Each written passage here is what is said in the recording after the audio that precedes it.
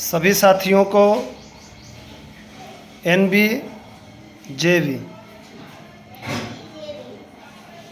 साथियों, मैं अक्सर देखता हूँ कि मेरी या मेरे जैसे और भी कलाकारों की याद लोगों को तब आती है जब 14 अप्रैल बिल्कुल ही सिर पर आ जाता है। तब लोग हमसे कहते हैं कि हरिशंकर जी 14 अप्रैल को आना है, आपको ज़रूर आना है। अभी 14 अप्रैल आने में 12 दिन कम हैं, पर लमसम महीने 15 दिन के अंदर में हमारे पास में हज़ारों कॉल ऐसे आए हैं अपने कानपुर ज़िले से भी और अदर ज़िले से भी कि हरिशंकर जी आपको 14 अप्रैल को ज़रूर मेरे यहाँ आना है, आपको आना ही पड़ेगा। कुछ लोगों ने तो फ्रेश मूड में फ़ोन किया और कुछ लोगों ने नशे के हालात में फ़ोन किया, ज़िद किया ज़बरदस्ती, नहीं 14 अप्रैल को आपको आना ही पड़ेगा, आप आएंगे मेरे यहाँ, आप नहीं आओगे तो कैसे आप प्रचारक हो, कैसे समाज सुधारक हो। तो मैं ये कहना चाहता हूँ कि मैं बाकी बहुत सारे त्यौहार हैं अपने देश में लोग मनाते हैं, पर सबसे ज़्यादा मैं महत्व देता हूँ तो 14 अप्रैल को। अब 14 अप्रैल को भी मैं इधर उधर जाऊँ, दौड़ूँ, भागूँ, तो मैं अपने घर पर अपने बच्चों के साथ, अपने फैमिली के साथ में कब मैं अपना ये जो हमारा त्यौहार है या खुशी का मौका होता है 14 अप्रैल, ये कैसे मनाएंगे। बड़े अफसोस की बात है कि कार्यक्रम की बुकिंग करने की भी बात करेंगे तो लोग 14 अप्रैल को, 14 अप्रैल के लिए बस 14 अप्रैल से 10-15 दिन, महीने दिन पहले लोगों को याद आती है कि 14 अप्रैल को कार्यक्रम कराया जाए, कलाकार बुलाए जाए। और जब 10-15 दिन रह जाते हैं, महीना दिन रह जाता है 14 अप्रैल के लिए, तब लोगों को याद आती है। जो नए लोग हैं अभी जो बाबा साहब और बुद्ध जी को जान रहे हैं, तो उनसे मेरा ये कहना है कि साल 6 महीने पहले लोग बुक कर लेते हैं 14 अप्रैल के लिए कलाकारों को, और आप लोगों को याद आती है जब महीना 15 दिन रह जाता है, 10 दिन रह जाता है 14 अप्रैल के लिए, तब कलाकार ढूंढते हैं, हमारे पास फ़ोन करते हैं कि हरिशंकर जी आप बताइए कोई कलाकार, या कोई नहीं बता रहे तो आप आइए। अब बताइए, हज़ारों सैकड़ों कॉल आते हैं, बुलावा आते हैं, 14 अप्रैल को हम क्या सबके पास पहुंच सकते हैं? क्या सबके पास जा सकते हैं? और जब उन्हें मना करते हैं कि भैया नहीं हम आ पाएंगे, तो बोलते हैं आप कैसे प्रचारक हैं, कैसे समाज सुधारक हैं, आप 14 अप्रैल को आने को मना कर रहे हैं। तो मेरा ये कहना है कि अगर आपको 14 अप्रैल को, बुद्ध पूर्णिमा को, रविदास जयंती को, किसी भी महापुरुष के जन्मदिन पर अगर कोई कलाकार चाहिए, कोई टीम चाहिए, तो उसकी तैयारी कम से कम साल 6 महीने पहले से करो, साल 6 महीने पहले से कलाकारों को बुक करो, तब तो ठीक है। अब बोलते अभी हमारी कमेटी गठित हुई है, अभी हम लोगों ने सलाह बनाई है, अभी हम लोगों में संगठन आया है। तो भाई ऐसा हर बार आप लोग करते हैं, हर बार यही होता है। साल 6 महीने पहले से प्रयास करो। अगर इस 14 अप्रैल को अगर आपने कोई टीम नहीं बुला पाई है या नहीं बुक कर पाई है, आपको अफसोस है, तो अब आप अगले 14 अप्रैल के लिए, अगले बुद्ध पूर्णिमा के लिए, अगले रविदास जयंती के लिए इसी बार से कलाकार ढूंढिए, बुक कीजिए, उनको बात फाइनल कीजिए, कुछ एडवांस देकर उनको फाइनल कीजिए कि भाई आपको अगले साल मेरे यहाँ आना है। पर ऐसा संगठन हमारे यहाँ जल्दी बनता नहीं, बनेगा जब 10-15 दिन रह जाएगा, तब किसी भी महापुरुष का जन्मदिन। दूसरी चीज़ कि महापुरुषों के विचारों पर चलने की ज़रूरत है, महापुरुषों के विचारों को मानने की ज़रूरत है, शांतिपूर्वक रहने की ज़रूरत है, मानव कल्याण करने की ज़रूरत है, ये नहीं कि सिर्फ दिखावा करने की ज़रूरत है।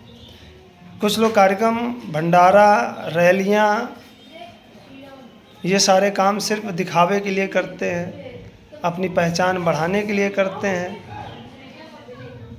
कुछ लोग पैसा कमाने के लिए करते हैं, कुछ लोग वोट बनाने के लिए करते हैं। तो महापुरुषों के विचारधाराएं जो हैं वो अलग हैं, राजनीतिक के लिए नहीं है और दिखावे के लिए नहीं है। महापुरुषों के विचारों को मानिए और उनके विचारों पर चलने की ज़रूरत है। और मैं यही कहूँगा एक बार फिर से पुनः कि अभी जो शुरुआत में मैंने एक शब्द बोला है तो उसे आप बताएंगे कि मैंने ये शॉर्टकट में क्या कहा। NB JB शुरुआत में भी कहा था और लास्ट में भी कहूँगा एक बार। और मैं आप लोगों से ये रिक्वेस्ट करूँगा कि भाई 14 अप्रैल बुद्ध पूर्णिमा, रविदास जयंती या पेरियार ललई जी, पेरियार रामा स्वामी नायकर जी, छत्रपति साहू जी, झलकारी बाई और हमारी रमाबाई अम्बेडकर जी, सावित्री फुले जी, ज्योतिबा फुले साहब, ऐसे महापुरुष हैं जिनके महापुरुष पर हम जब भी कोई कार्यक्रम करना चाहें, कराना चाहें तो उसकी पहले से तैयारी होनी चाहिए। 2-4-6 महीने पहले से तैयारी करें तब तो ठीक है।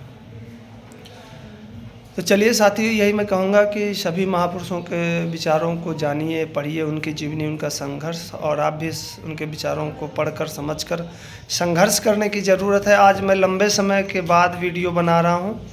फ़िलहाल मैंने कार्यक्रम लमसम 2-2.5 महीने से करना बंद किया है, अभी प्रोग्राम कोई कर नहीं रहे, और 1 महीने और अभी कार्यक्रम कोई नहीं लूँगा और ना मैं अभी करूँगा।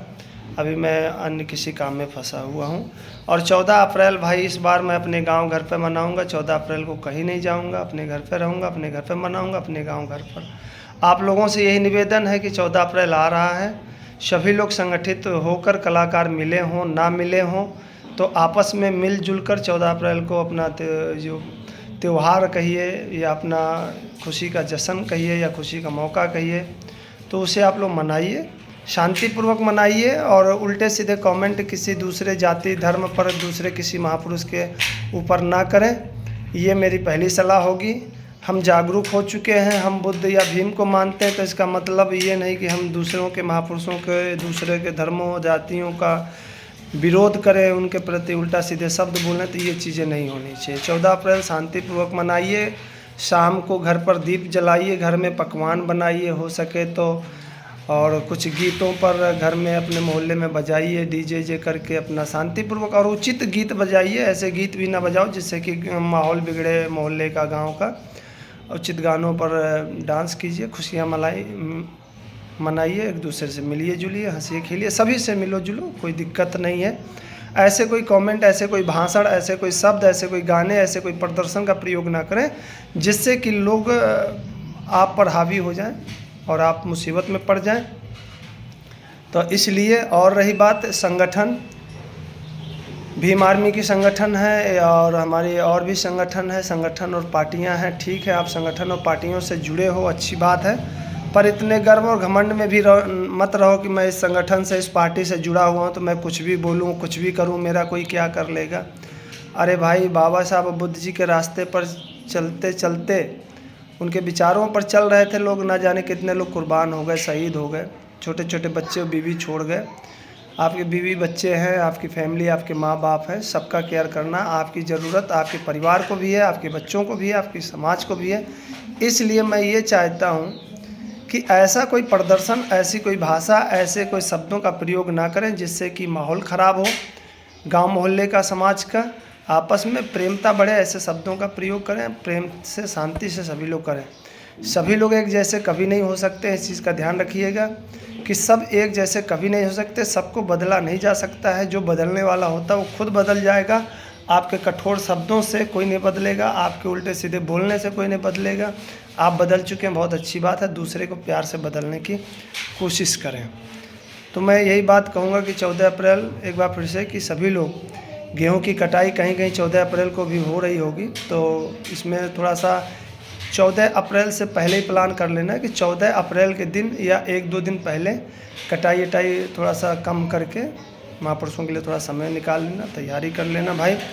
और लंबे समय के बाद वीडियो में देख रहा हूँ तो प्लीज़ वीडियो को लाइक कर देना, सब्सक्राइब कर देना, और यही कहूँगा कि प्रेम से, शांतिपूर्वक से, अच्छे से 14 अप्रैल मनाना आप लोग। और एक बार फिर से मैं कमेंट में आप लोग बताइएगा कि मैंने ये जो शॉर्ट शब्दों में जो शब्द कहा, इसका मतलब क्या है।